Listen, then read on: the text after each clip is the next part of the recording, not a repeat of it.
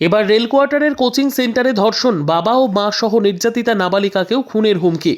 এবার রেল কোয়ার্টারে কোচিং সেন্টারে ধর্ষণ, বাবা ও মা সহ নির্যাতিতা নাবালিকাকেও খুনের হুমকি দিয়ে দিনের পর দিন 14 বছরের নাবালিকাকে ধর্ষণের অভিযোগ উঠল বারুইপুরের এক রেলকর্মীর বিরুদ্ধে। অভিযোগ, বারুইপুর স্টেশন সংলগ্ন রেল কোয়ার্টারে কোচিং সেন্টারে গত 3-4 মাস ধরেই কাজ করতেন অভিযুক্ত নাবালিকার। এর জেরে মানসিক অবসাদে চলে যায়।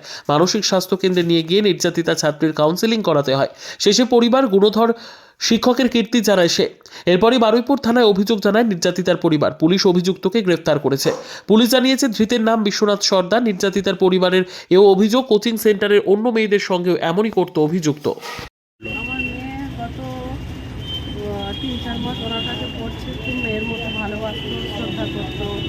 এমনকি মেয়ের জন্মদিনেও গেছিলো, বলছে আমার মেয়ে নেই তো মেয়ের মতো ভালোবাসি। তারপরে 3-4 মাসের মধ্যে উনি এই যে ওনার আমার মেয়ের সঙ্গে যে নোংরামোগুলো করছে, রীতিমতো ভয়ও দেখিয়েছে যে তোর মা ব্যবসা করে, এখানে সেখানে মাল আনতে যায়, আমি রাত্রে মার্ডার করে দেবো, তোকেও বললে সরিয়ে দেবো, তোর বাবাকেও সরিয়ে দেবো, এইসব কথা যেন না জানে কেউ। আমার মেয়ে ছাড়াও সব মেয়ের সঙ্গে উনি এইসব নোংরামো করে বেড়াচ্ছে, যার জন্যে আমি আমার মেয়েকে দেখি দিনের পর দিন খ্যাক করছে, কথাবার্তা বললে বুঝতে চাইছে না।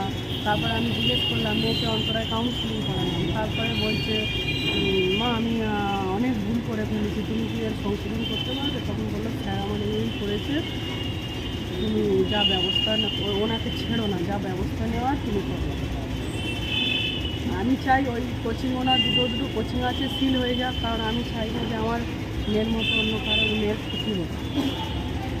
আমি এটা কখনোই মা হয়ে চাইবো না যে অন্য মেয়ের এরকম সর্বনষ্ট থাকে।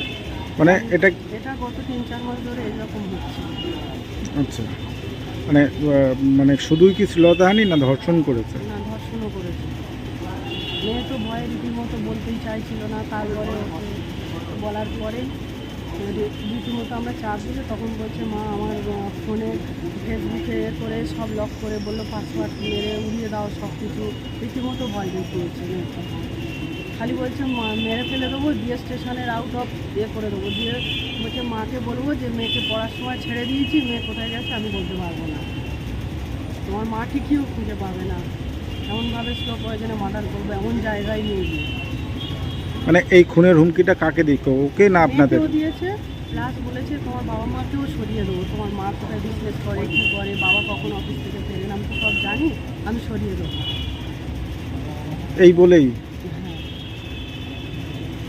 আপনি এখন কি চাইছেন?